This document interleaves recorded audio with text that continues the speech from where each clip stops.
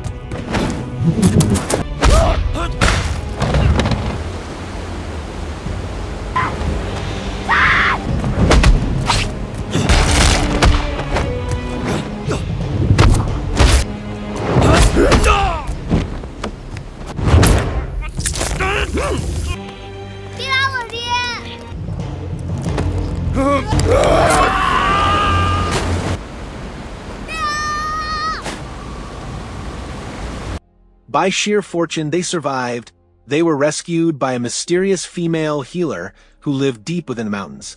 Using only a few needles, she purged the poison from Su's body, but the damage to his right hand was irreversible. He could no longer lift even a bone. Consumed by a thirst for revenge, Su began an intense and merciless training regimen, envisioning the day he would tear his enemy's armor away as effortlessly as stripping bark from a tree. One day, during his training, Su heard singing. Looking up, he saw 2 figures standing atop a tree about 5 feet above the ground. He pursued them with all his strength, pleading to be accepted as a disciple.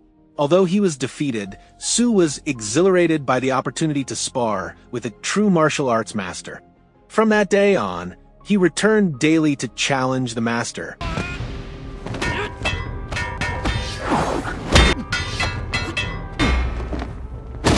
At first, he could barely endure a few moves, but over time his skills steadily improved, allowing him to last longer with each encounter. Later, Ying ventured into the mountains in search of her husband. She found Su alone on a cliff, leaping wildly and even smashing a wine jar over his own head. Realizing he had lost his sanity, she attempted to reveal the truth to him, but he refused to listen. Overcome with despair, Ying chose to rescue their son on her own. When Su learned of this, he rushed to save him. In a climactic battle, Su faces Yuan, pitting his fluid, chaotic technique against Yuan's rigid, venomous power. Using Yuan's strength against him, Su emerges victorious, though bloodied and exhausted. After the battle, Su and his son rush to find his wife, who had been buried alive, in hopes of rescuing her. Tragically, they discovered her already suffocated and dead, leaving Su devastated. Broken by grief, he becomes a wandering beggar, cared for by his young son Feng. In those days, foreign organizers held brutal matches where many Chinese citizens were injured or killed. Master Ma boldly challenged the foreigners, declaring that if he won, they must end their tournaments.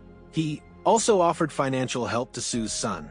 Later that night, Su caused chaos in a bar demanding free wine. Among the patrons was a drunken master who challenged him to a duel, promising that if Su won, he could have a drink.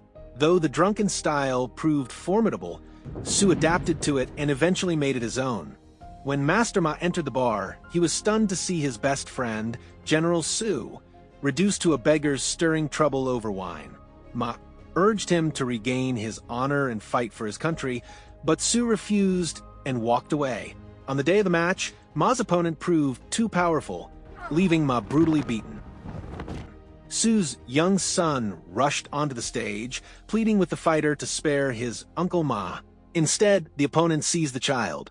As the boy cried out, "Father!" Su, who had been drinking nearby, heard his son's voice. He leapt onto the stage and struck the fighter down. He overpowers all the fighters the foreigners had. Though he collapses, barely conscious, his spirit remains unbroken.